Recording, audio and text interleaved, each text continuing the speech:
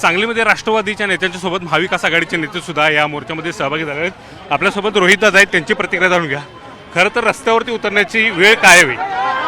तर बघा, आपण जर बघितलं तर या महाराष्ट्रामध्ये सुसंस्कृत राजकारणाचा एक इतिहास आहे। कुणी एवढ्या खालच्या लेवलला जाऊन कधी एका मोठ्या नेत्याबद्दल वक्तव्य केलेलं आपण कधी बघितलेलं नाही। आणि याच्यातच आपण जर बघितलं तर इथे कुठेतरी फार गलिच्छ प्रकारचं राजकारण केलं जाते।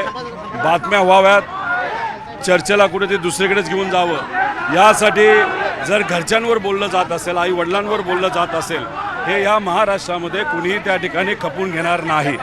आता ही प्रथा जर अशीच सुरू राहिली तर मग लोकांच्या हिताचं राजकारण बाजूला राहील आणि कुठेतरी फक्त व्यक्तिगत लेवलला जाऊन टीका करणं हे या प्रकारचं राजकारण सुरू होईल।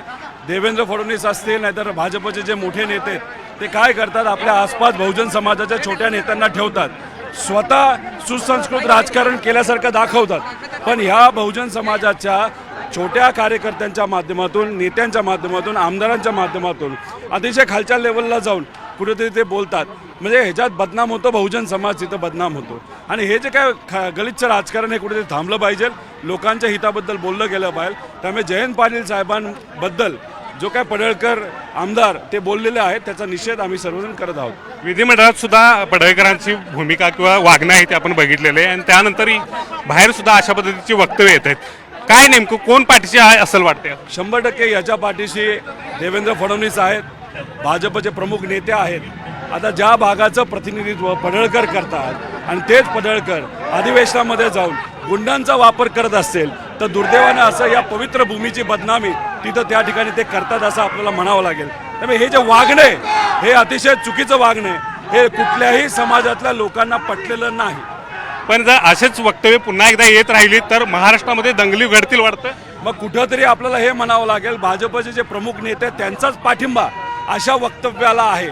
म्हणजे स्वतः स्वच्छ राहायचं पण त्यांच्या आसपासच्या बहुजन समाजाच्या नेत्यांना मुद्दामून असं गलिच्छ प्रकारचं राजकारण करण्यासारखं मुद्दामून सांगायचं, अशी एक नवीन प्रथा या महाराष्ट्रामध्ये सुरू झाली असं आपल्याला म्हणावं लागेल। पण ठेकेदाराच्या आत्महत्येनंतर त्यांच्यावरती आरोप झाला आणि मग त्याने थेट आईवरनंच बोललं, कितपत पटते? हे बघा, ठेकेदाराचा विषय असेल, त्याच्या आधी अजून एक आपण जर बघितलं जमिनीचा मुद्दा आहे। या सगळ्या मुद्द्यांवरचं लक्ष दुसरीकडे जावं म्हणून एक गलिच्छ जी काय राजनीती आहे ती रणनीती इथं केली गेली, कुठे लोकांचं आणि मीडियाचं लक्ष दुसरीकडे जावं, हे अशा प्रकारचं राजकारण काय आपण खपून घेणार नाही। आम्ही सर्वजण या बाबतीतला निषेध करतो। नक्कीच आहे, अशा पद्धतीचं राजकारण खपून घेणार नाही अशा पद्धतीचा इशारा रोहित पवार देताना पाहायला मिळतात। राष्ट्रवादीचे महाविकास आघाडीचे नेते या मोर्चामध्ये सहभागी झालेले आहेत मोठ्या प्रमाणात। या ठिकाणी जनता सुद्धा आता रस्त्यावरती उतरलेले आहेत आणि एकूणच या पडळकरांच्या वक्तव्याचा ते निषेध आहे ते करताना आपल्याला दिसून येत आहेत।